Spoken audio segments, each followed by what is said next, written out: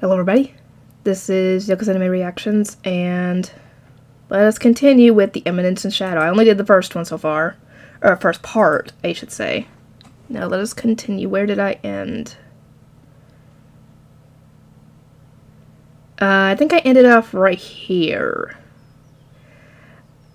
I know magic has certain effects on the body, which I felt all too well that fated day. I could sense its potential to raise my tolerance for magic and allow me to handle more of it. But it would be too dangerous to induce a magical overload. I'd toss the idea. But if I were to hypothetically conduct experiments on a product of this phenomenon, I can get closer to being a shadow commander without any risks.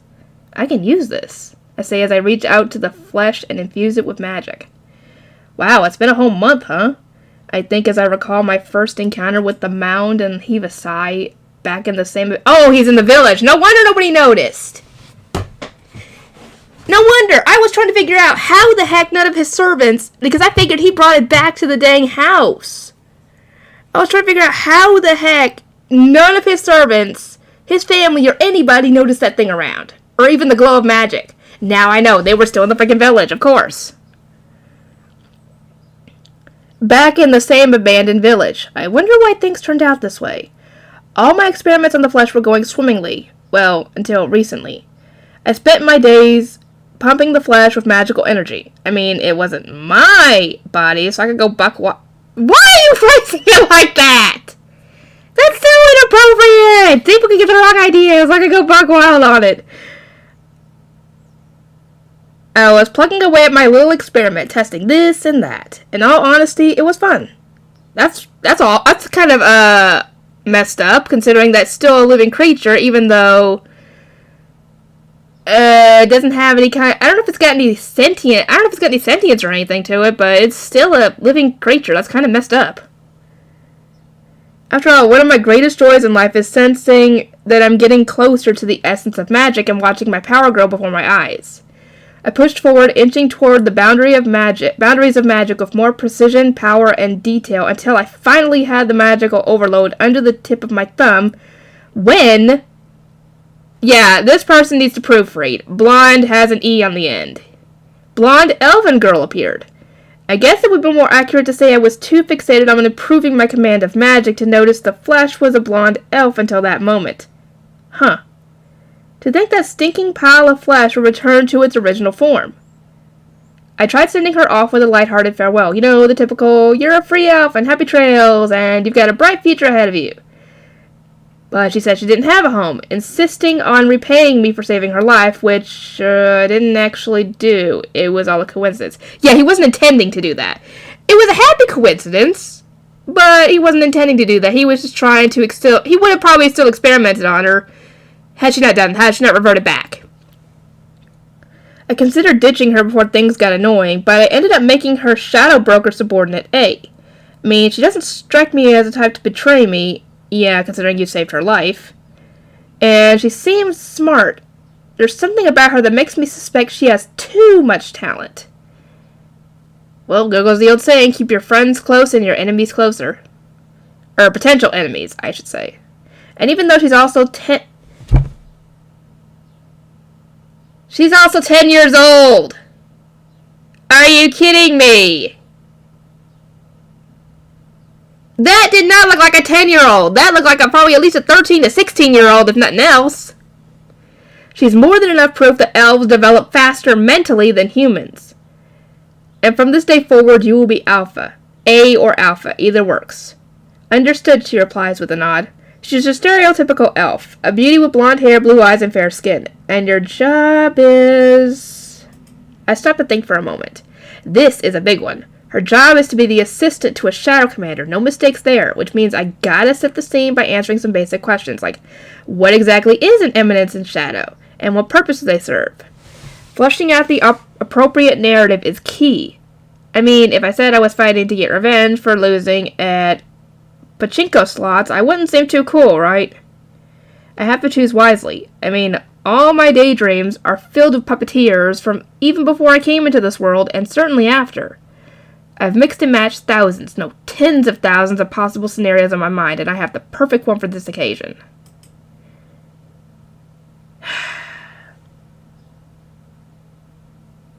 Really? I could have swore that when they showed her in the anime that she had a chest. That's why I was so shocked that she was 10. Never mind. To hide in the shadows and prevent the resurrection of Diablos the Demon. Diablos the Demon? Alpha cocks her head in confusion. I'm sure you've heard of him. You know the stories of long ago. Diablos brought our world to the brink of destruction, when three brave warriors, a human, an elf, and a Thranthrope, or a hybrid beast, teamed up to destroy him and protected the world. Oh yeah, but isn't that a fairy tale? Okay, so I'm guessing he heard this story from his mother, probably growing up. Nope, it really happened, but the truth is way more complicated than that. I continue as a small wry smile appears on my face. I mean, getting to my level and twisting out a scenario from a legend is a piece of cake. Okay, so it is actually something that possibly happened. Just before the hero slayed the demon, with his very last breath, he put a curse on them, which is known as the Curse of Diablos. The Curse of Diablos? I've never heard of that before. Oh, but it exists. It's the curse of the possessed, and the very disease that ravaged your body. No way. Alpha goes bug-eyed in horror. The descendants of the heroes, have suffered from this illness. Back in the day, the Curse of Diablos used to be curable, just like yours. Believe that Alpha was possessed until recently. Her smooth and unblemished skin is evidence to back up my story. I mean, even though this is a big fat lie, it's proof that one is a descendant of the heroes who saved the world. You know, the possessed used to be lauded, appreciated, and protected in the past. But no one appreciates us anymore, let alone Alpha trails off screwing up her face. There's someone out there who twisted history, erasing the truth about the lineage of the possessed and hiding the cure to the curse. What's worse, these people became targets of shame. Who would do such a thing? Or resurrect Diablos. That's because those with the curse carry the bloodline of the heroes and high levels of magical energy. In other words, they serve as a major military force for us. On the flip side, they're a nuisance to his supporters, which is why we're called the possessed and disposed of. Sorry about that, everybody. We had some work going on, and they finally got it done, so now I can record again. Dang it, where's this stupid thing go away? Okay, here we go. Exactly, you lost your hometown and family all because you've been accused of committing a false sin. Aren't they despicable? Yeah, there's no way I wouldn't find them absolutely detestable. The cult of Diablos, that's our enemy. They only work behind the scenes, which is why we must conceal ourselves too. Lurk in the darkness and hunt down shadows. I'm guessing they've got to be formidable if they have enough say to pull the strings behind the scenes.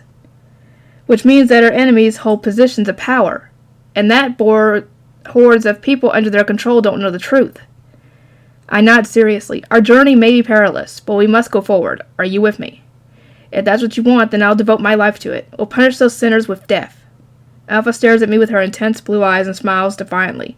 Her face is lovely, even in its youth, and teems with determination and resolve. A fist pop in my mind. Woohoo! This elf girl is super gullible. Considering you saved her life, there's no reason for her to not trust you at this point. Because, I mean, you brought her back from that awful form. Okay, obviously the cult of Diablos doesn't exist. Really? It does not exist! I'm so confused. It makes me think that they do exist because they mentioned the cult of Diablos to a person. And he's like, how do you know that name? Like it actually exists. I'm confused. Which means we'll never find them. It also provides grounds for me to accuse and slaughter any thief syndicate in the area for being in the cult. And I bet we can stake out battles between fighters and intervene as shadow commanders.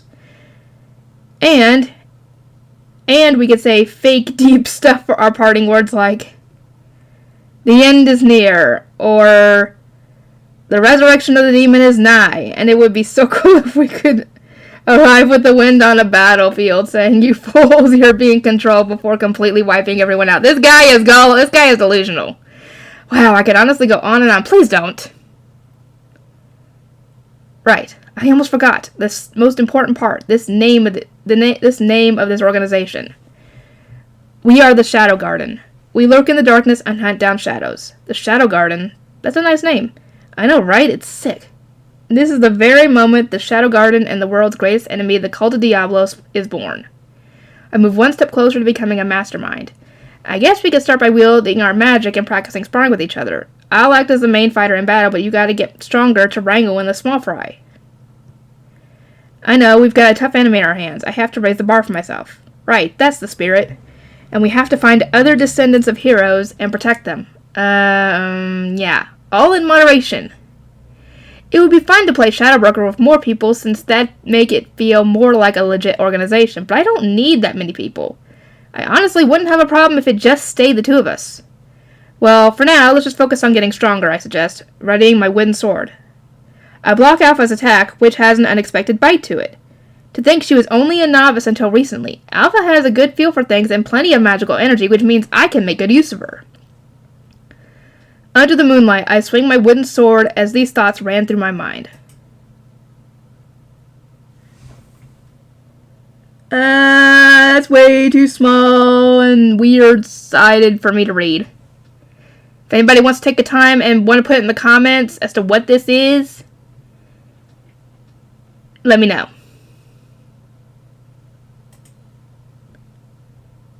Starting the Shadow Broker tutorial. Chapter 1. Really? That was all the prologue? Okay. Chapter 1. Starting the Shadow Broker tutorial. It's been 3 years since the establishment of the Shadow Garden, give or take. Alpha and I turned 13 years old, and my older sister Claire, 15. There isn't anything special about turning 13, but 15 is another story. That's when aristocrats begin their 3-year education at a school in the royal capital. As the bearer of the hopes and dreams of the Kagano family, Claire had a crazy farewell party thrown for her, which was organized by our mother. Like, wow, you can't get more cliched than that. And that's fine. Well, it was fine until she vanished the day of her departure. Read, all hell broke loose in the Kagano household. The room was like this when I came in, explains my dad in a low, slow voice. His face isn't bad either. No signs of a struggle, but it looks like the window has been pried open. The culprit must have been skilled to do this without me and Claire noticing. He touches the windowsill and stares wistfully at the sky. A glass of whiskey would complete the scene. Now, if only he had hair. Oh boy. And, replies a chilly voice, are you saying we're out of luck since the kidnapper was skilled? That was my mom. Yeah, she's the one who's scary. She's the one who is, would kick your ass. Easily. And then kick her husband's ass for not, A phone call is here! Hello? What is your schedule this week? It's Thursday and Friday, as far as I know. So you're off today and tomorrow? As far as I know, yes. Unless something changes. Okay, what is the schedule for Thursday and Friday? Hang on, let me check.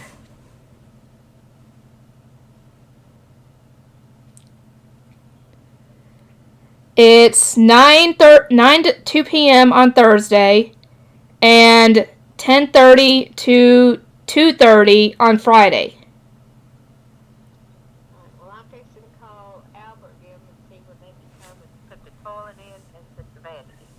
Okay. So, I'm going to try to call them and find out. Well, we also need to find out from Anthony, too, when he can come in and finish. Jessica, I don't know, okay? I'm saying we need to call him, too, is what I'm saying. I'm not asking if you did. He has it. Okay. Alright, Bye. Jeez, mother. But yeah, she'd kick your ass and her husband's butt if anything were to happen to her family. That's not what I'm saying. I was just stating a fact. Answers my dad as cold sweat drips down his cheeks. There's a pause. Oh boy, how am I going to drag this out? Shut it, Baldy. I'm sorry. By the way, it's like I'm invisible. They don't expect much from me, and I don't cause any trouble. I'm trying to keep this up to lie low in the background. It's really too bad that my sister disappeared, since she was cool and all, but they nabbed her in the middle of the night when I was out training in the abandoned town, which meant I couldn't do anything to stop it. Yeah, if you hadn't been out at night, you probably could have stopped it, easily. After watching with a concerned expression while my parents bicker, I sneak into my room and roll into bed. You can come out now. Okay, replies a voice accompanied by the sound of curtains swishing gently. A girl in a black slime bodysuit steps out from behind them. Oh, it's you, Beta. Yes, says a girl in elf-like Alpha, but while Alpha's hair is blonde, Beta's is silver, framing her blue feline eyes and the mole right under one of them. She's the third member of the Shadow Garden after me and Alpha.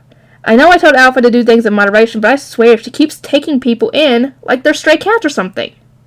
Where's Alpha? She's searching for signs of Miss Claire. Dang, she's fast. Is my sister alive? Most likely. Can we rescue her? It's possible, but it requires your assistance, Master Shadow. Oh, I have them call me Shadow. It's fitting for the leader of the Shadow Garden, right? Did Alpha say that? Yes. She said we must take every precaution in a hostage situation. Huh? If I'm being honest, Alpha is plenty powerful on her own. If she's asking for backup, we must be dealing with a big shot. It makes my blood boil. I say, compressing the magic in my hand down further. In a flash, I release it, causing the air to quiver around us. There's no particular reason for that. I just love to put on a good show. Plus, it startles Beta, who even murmurs, incredible. Nice. As of late, I haven't run out of training partners with Alpha, Beta, and Delta around, but I do like switching things up every once in a while. And obsessed with playing the part of a mastermind, which makes this the perfect opportunity. Well, we kind of already knew that from the start. You're delusional with this whole thing. It's been a while since I showed my true strength, I mumble. At this point, I'm used to giving off a mysterious vibe, and with Alpha and Beta creating an optimal environment for pretend play, I've been very hyped up lately. As we'd expected, the perpetrator is a member of the Cult of Diablos, presumably one of their high-ranking officers. High rank, huh? But what do they want with my sister? They must suspect that she's one of the hero's descendants. Well, those bastards guessed right. And that's how she thickens the plot. On top of that, she takes out a pile of documents and starts saying all kinds of cryptic things, like, your story was true after all. And the children of Diablos from 1,000 years ago have, and this monument may be a sign of the cult, but I don't know for sure, because I can't read ancient texts. I have a feeling that Alpha can't even understand them. Go away, stupid thing. You know, I bet the two of them scrunched up some paperwork that looked appropriately suspicious to feel as if we're getting closer to the truth. Yeah, that sounds about right. Are they humoring him at this point, or do they technically believe it? I'm assuming that Alpha really genuinely believes about the Cult of Diablos thing, but I don't know anymore. Take a look at this report. According to our most recent investigation, Miss Claire seems to have been brought to this hideout. Beta began laying out a huge heap of files. It's complete gibberish to me. The majority is written in an ancient alphabet, and the others are a series of nonsensical numbers and symbols. Dang, they really have a knack for creating fake reports. Did they create the reports, or did somebody just... I don't know. But I don't know why this guy didn't take the time to learn how to read ancient texts. I mean, that would have been good when it comes to getting information and being like a shadow broker, because those types of people would have all kinds of information, whether it be from other like people or ancient books or whatever. That would have been a smart opportunity there. In this regard, they're way better than me. I ignore her explanation and chuck a small knife at the map on my wall. I aim for wherever feels right or something. It sinks into the map. There. There? What do you... That's where my sister is. But there's nothing... Wait. No way. She balks, hastily rummaging through her reports as if she realized something. It's really just a random throw, but Beta is a great actress. Is she actually she's just humoring him at this point? I don't get it, guys. Please tell me. Is she, or is she actually genuinely believe in all this stupid stuff? Let me take a guess. You're gonna say the secret hideout is located right at the tip of the knife, right? After cross-referencing my reports, it appears the hideout is at the... See? What did I say? To think you instantly interpreted these documents and uncovered hidden details. You've never ceased to amaze me. Beta, you gotta train more. I'll do my best. Bravo! I know it's all an act, but whew, it pulls on my heartstrings. Oh, Beta, you got me on the edge of my seat. I'll report to Alpha right away. Will we attempt our rescue tonight? Yeah. Beta bows to me and leaves, the room with eyes all sparkly, like I can almost feel that you totally respect me. cheers to her Academy Award-winning performance. I'm assuming that she's just humoring him at this point. But do they actually genuinely believe this at some point? I don't know. A man walks down a dimly lit underground tunnel. Appearing to be in his late 30s, he has a piercing gaze and a well-built body, and all his gray hair is slicked back. He stops at the end of the tunnel where there's one door flanked by two soldiers. The daughter of Baron Kagano, he orders. In here, sir. One soldier pipes up, bowing to Grease. Why is he called Grease? What the fuck? And unlocking the door. We've got her restrained, but she is extremely hostile. Please proceed with caution. Huh. Who do you think I am? My apologies, sir. Grease pushed through the door. Why do they name him Grease? I don't get it. Pushes through the door and enters the stone dungeon where a girl is shackled to the wall with magic chains. You must be Claire Kagano. When she's addressed by her name, the girl looks up at Grease in response. She's stunning, wrapped in the dainty negligee she wore to bed. It lightly veils her voluptuous breasts and... Don't even think about it, man! And shapely thighs. She's 15! Wanna be a freaking predator here?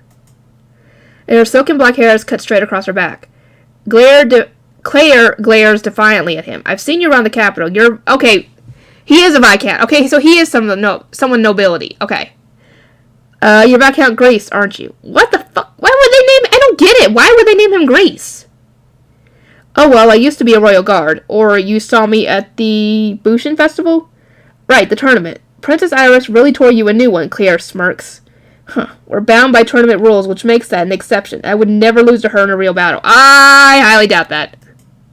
You would lose then, too, Viscount Grease, you first-round flunker. Shut it. A brat will never know the struggles of getting to the finals. Grease scowls at Claire. I'll make it in a year. I hate to break it to you, but you don't have a year left. The chains that bind her clang loudly as she closes the distance between them, snapping her teeth a hairbreadth away from the nape of Grease's neck. Wow, girl! He shouldn't have gotten that close. Oh, yeah, you got extremely lucky, man. If Grease hadn't slightly turned his head, she would have severed his carotid artery, which would have killed him. Which of us won't see another year? Want to test it out? You won't be testing anything out, Claire Kagano. Claire is howling with laughter when he punches her in the jaw, slamming her against the stone wall, but her glare remains unchanged and locked on Grease the entire time. His next punch doesn't land. Jumping backward now, eh? Claire smiles fearlessly. Oh, I assumed you were trying to hit a fly. I guess you're not letting your strong magical power overwhelm you. I learned that it's all about how you use magic, not how much. Your father taught you well. Baldy didn't teach me a thing. I'm talking about my brother. Your brother? He's a cheeky one. I win every time we battle, but I'm the one learning from his techniques, not the other way around. Which is why I make life hard for him. A playful grin splays across... Yeah, she does care, but she just likes to tease him. Splays across her face. My condolences to your brother. I guess this makes me the hero who saved him from his wicked sister. Enough chit-chat. Grease pauses, observing her intently. Claire Kagano, has your physical condition felt off recently? As in, has it gotten harder to use and handle magic? Have you experienced any pain when you use it? Is your body starting to turn dark with rot? Do you have any of these symptoms? Did you abduct me to play doctor? The corners of Claire's glossy lips slipped to a smile. You know, I used to have a daughter. Okay, it was his daughter. Okay. So in the anime, I wasn't sure if that was his wife or his daughter. It's his daughter. Okay. Used to have a daughter. I don't want to knock you around more than I already have. Answering honestly would benefit us both. Is that a threat? When I feel threatened, I tend to get hostile, even when I shouldn't. Are you saying you won't tell me the truth? We'll see. Grease and Claire glare at each other for a while. She's the one to break the silence. Fine, I'll answer your dumb questions since it's no big deal. What was it? About my condition in magic, right? Well, everything's fine now. If it weren't chained up, it'd be doing pretty darn good. What do you mean by now?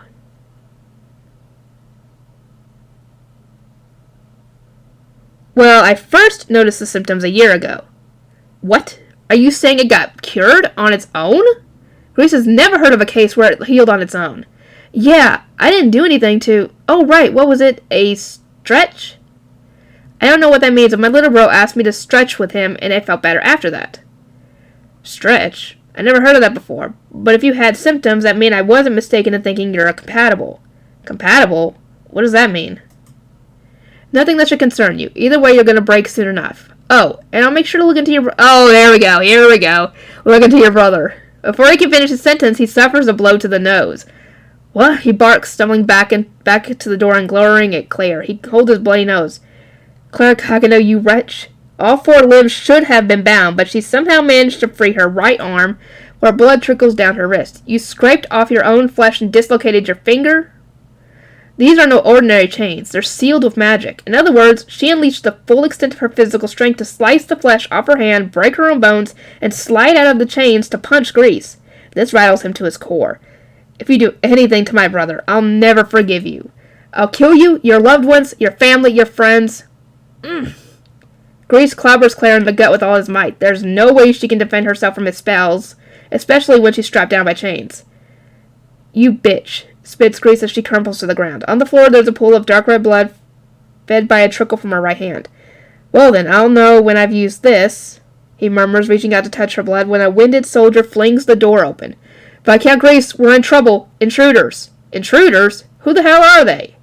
We don't know. There are only a few of them, but we don't stand a chance without you. I'll take care of it. The rest of you stay on guard. Grease clicks his tongue in irritation before turning on his heel and making his way from the cell. Okay, let me check and see how far I am recording-wise and see if I want to continue. I'll continue a little bit more. I've probably got maybe a few minutes on that first recording. Maybe 5 at most. By the time Grace arrives on the scene, the area is already smeared with blood. The soldiers who protect the major facility aren't weak by any means, and some even rival the Royal Guard. Why, this can't be! Illuminated by a single light streaming in from the outside, countless dead bodies litter the ground of the underground hall in the facility. Each bears a single slash, sliced by an unimaginably destructive force. Son of a bitch! Grace glares at a group of figures dressed in black bodysuits. From their curves, he can guess they're petite girls, 7 in total. Under the dim light of the moon, they're stealthy enough that it's easy to lose sight of them without a concentrated effort. These women are using a rare technique to control their magical presence, and Grace recognizes this group might just rival him in strength. There's one who's drenched in blood, eyeing him under the moonlight. In this moment, instinct overtakes Grace, not for any explicit reason, but he can sense danger.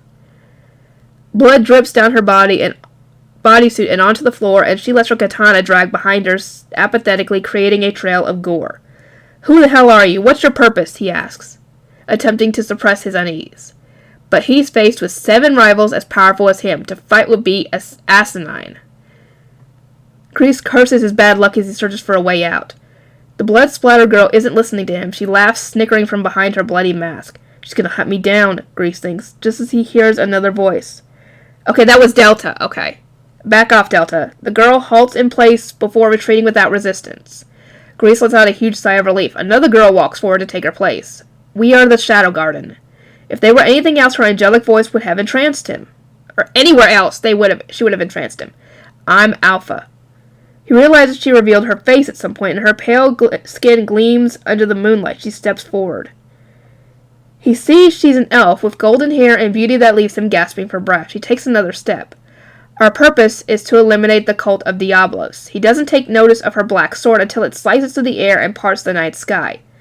Or at least it seems to create that illusion, and Grease is overcome with intimidation by the force of her swing and the wind that follows it. How does she acquire such power at this age? He trembles with jealousy and fear. But more than anything, he's petrified by her declaration. How do you know our group? See? The cult of Diablos does exist! He just assumed that it was something he pulled out of his ass. I thought so. The cult of Diablos. Grace is one of the few people in the facility who knows the name of this organization. We know everything. We know all about Diablos the demon, his curse, and the hero's descendants, and the truth about the possessed. How did you... Grace was only recently informed of this top-secret information, which shouldn't have been leaked. You're not the only ones after the curse of Diablos. He knows he can't forgive them for getting access to classified information, but would slaying them prevent it from spreading? No good. No, because if they know, they're more likely to have told their bosses, and their bosses know. Which means he needs to live, to survive, to inform headquarters about the girls, which is why Grease moves forward. Ah, he shouts, unleashing his sword and swiping at Alpha. How reckless, she notes, dodging and countering it with ease. Her blade grazes his cheek where blood pours from the fresh wound, and yet that doesn't stop him. He continues to pursue victory even as none of his attacks land. Grease misses by a hairbreadth each time. On the other side, Alpha is focused on eliminating unnecessary movements and calculating the trajectory of his sword to sidestep oncoming assaults. And all the while, Grease's arms are slashed, legs cut, shoulders sliced. But none of these wounds are fatal. Grease sneers when he realizes she won't kill him until she gets intel out of him, and a new path to victory comes into view. After he slices through nothing again and again, he's finally slashed in the chest, causing him to retreat. "Let's not waste any more time," says Alpha. Grease doesn't answer, kneeling and clutching his wounded chest. A smile then spreads across his face, and he swallows something. "What are you doing?" His body doubles in size, his complexion darkens, his muscles bulge, his eyes glow red. And most importantly, his magic capacity increases dramatically. Grease's steel sword sings through the air without warning, which Alpha manages to block instantly. But she grimaces on impact, using the momentum to leap back and create distance between them. "Interesting trick," she notes, shaking her arm as pins and needles shoot through it. She cocks her head to the side. "Based on the wave frequency, I'm guessing it's a magical overload that's been forcibly induced." Yeah, I'm guessing that's what they were going to do to Claire if they had gotten the chance. "Lady Alpha, is everything alright?" asks a voice from behind, surprised to see Alpha back down during a fight for the first time. "It's fine, Beta, just a messy situation." When Alpha turns her gaze back to Grease, there's no one in sight. Well, more accurately, there's a rectangular hole in its place leading to a lower level of the facility, a trapdoor. "He got away. Yeah, let's go after him." Beta responds, ready to leap in behind him. Alpha stops her in the nick of time. "That won't be necessary. He'll take care of it." Now that I think about it, Master Shadow said he'd go ahead of us. No way. "Yeah, I have to admit, I was worried he'd get lost when he sprinted down a different route." Alpha giggles. "He knew this would happen. He's done it again." Their eyes glow with respect as they peer down the hole together. I think they do actually believe in all this. I don't know anymore. It sounds like they do believe it, but then the way he's talking about it, it's like they're just humoring him. So I'm assuming they actually do believe in what he's saying, but he assumes they're actually not. I don't know. "I'm lost," I mumbled to myself in an empty underground facility. It was all fine and well when we infiltrated the hideout, but I got sick of fighting off small fry. I figured I'd go ahead and kill their boss, which brings us here. Bummer. I mean, I even practiced what I'd say when I faced their leader and everything. Anyway, this place is huge. I get the vibe of a group of bandits living in an abandoned military facility. I sense someone running towards me from the other side of the tunnel. It takes a few beats before the figure notices me too, leaving a wide gap between us. "You've been expecting me," he assumes. He's super jacked and his eyes have a crimson glow for some reason or another. He looks friggin' cool. I can imagine him shooting laser beams with his eyes. "But if it's just you, this should be a breeze," he remarks with a twisted smile on his face. Then he vanishes. Well, more like moves fast enough that an average person would have thought he disappeared. But I parry his attack with one hand. As long as I can spot the course of the attack, I'm not scared by the velocity of the assault. Even power is all about how you use it. He yelps. I push him away in the shoulder and retreat. His magic is incredible, much stronger than Alpha, if I'm being honest. But his command over it is dismal, unfortunately. He's nothing but a dope jacked with magic. I'm not a big fan of people who go bananas with their magic, getting yoked to spells and moving at unimaginable speeds, and I don't like relying on physical force. Not that I'm trying to reject it. I mean, if I was forced to choose between strength and techniques, I'd take strength at a heartbeat, since advanced tactics without the power to back them up are useless. That said, I absolutely despise half-baked strategies that solely depend on physical abilities, like power alone, or speed alone, or reaction time alone. They overlook and disregard the subtleties of battle.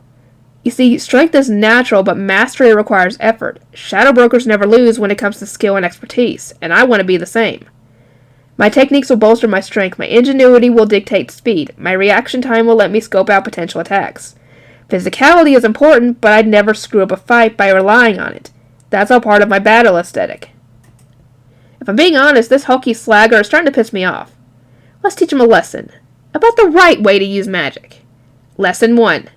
I wield my slime sword and walk forward. 1 step, 2 steps, 3. On that last one, he takes a swing at me, which means I'm in his fighting range and is my cue to speed up. I take the tiniest quantity of magic possible, focus it in my feet, compress, and then release it in one shot. That's all there is to it. And you can create an explosive impact with a... See? Yeah! Focus that kind of... If you're using magic like that, focus it like, let's say you're trying to have more power behind your swing when you're using your sword. Focus the magic in your hands, the smallest amount of magic in your hands, and then swing, essentially. You'll have a lot more force with it. Stuff like that. His sword slices through the air, and now he's in my range. I don't need speed or power or magic. I graze his neck with my ebony katana, slicing through the topmost layer of skin and leaving the veins untouched. I back up, his blade scathes my cheek at the same time. Lesson 2. I make my move as he readies his sword again. I don't use magic, letting his movement stay quicker than mine. But he can't attack and move at the same time, no matter his speed. Which is why I can get closer and take one tiny step. It's a distance that's too long for me and too short for him. There's a moment of silence that follows. I saw him looking uncertain of his next move, but he ultimately chooses to back away. I knew he was going to do that based on the shift of magical energy inside him, and I close the distance before he has a chance to back up. This time, my sword scrapes against his leg, cutting a little deeper than the last laceration. He groans in pain and continues his retreat. I don't pursue him. Lesson 3. I'm just getting started. Have I ever felt this overpowered before? Grace wonders as the ink-black sword continues to break skin. Even when he fought Alpha the Elf, even when the princess claimed victory at the Bushin Festival, Grace didn't feel weak. In fact, the last time he felt the power imbalance was when he was a kid. It was the first time he'd ever held a sword and sparred off with his mentor, an adult versus a child, a champion versus a novice. It was hardly anything that could be considered a fight. Grace is experiencing that same feeling right about now.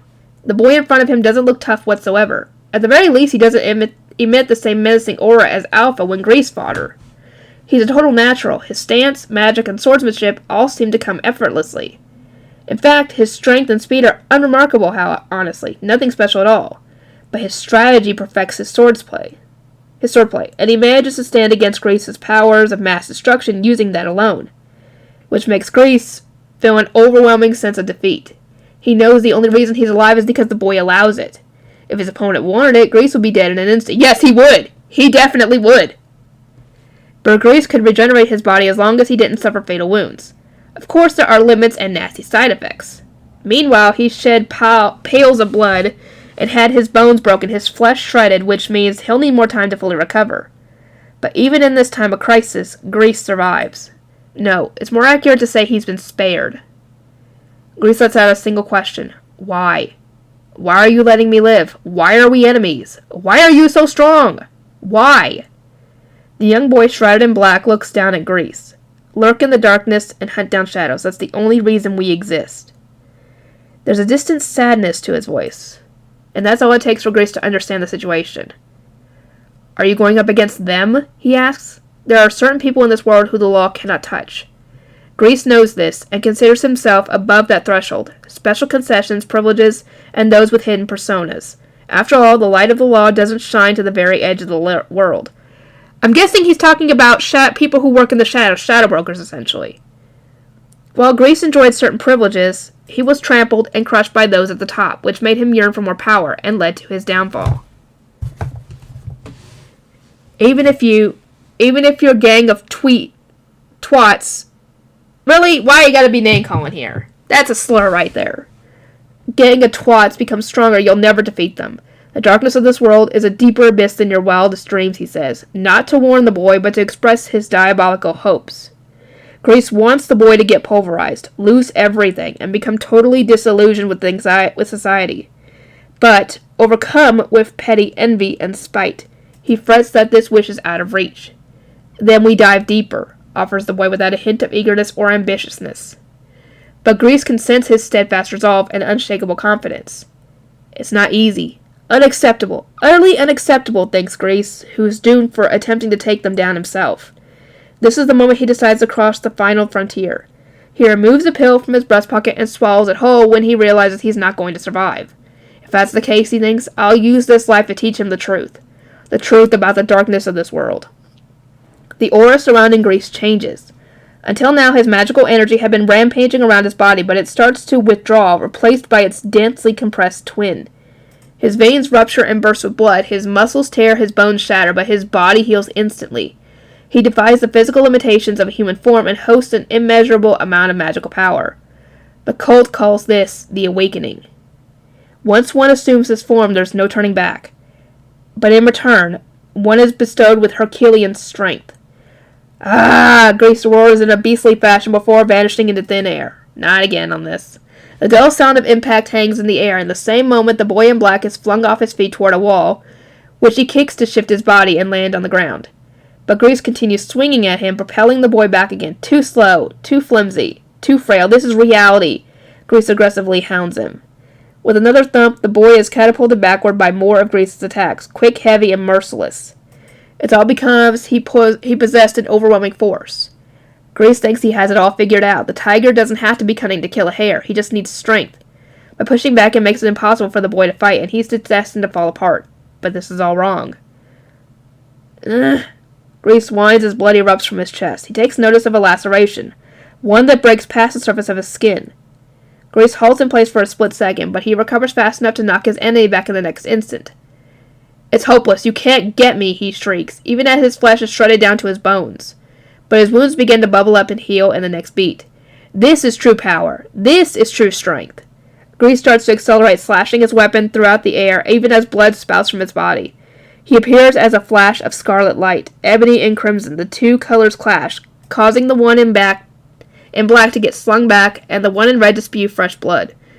Their battle is too quick for the human eye to catch, and the after image of crimson and the backward movement of ebony are the only indicators of something uncanny in the making. Their skirmish doesn't last long. There's a clear power imbalance, and it's easy to guess that the figure in black would be the one to break it. It's a fight that the one in red shouldn't have lost, slinging his sword on repeat and pulverizing the other into submission with his cataclysmic strength. But why? Why does he look unfazed? Why can't I hit you? The boy in black hasn't changed from the beginning of the fight. He's barely unleashed any magic or moved on his own accord, instead choosing to go with the flow and let Grace fling him around. It's as if he's a fallen leaf swept away in a rapid stream, except he's not completely passive. He uses the momentum of those blows to land a direct hit without seeming showy or expending any unnecessary energy. It's natural, as if it's supposed to happen. Terrible, states the boy in black, staring down Grace and looking as if he could read his thoughts. You know nothing. Nothing, you bastard. Grace barks back, pulling every bit of magic into his body and sword before taking his shot. He's ready to eliminate this boy even if it costs him his life, raring for the biggest assault of his existence. No more games. Grace is sliced in two by an unconstrained swing of a sword. It's hurled down on him with the ease of a walk in the park. A singular stroke bisects it all.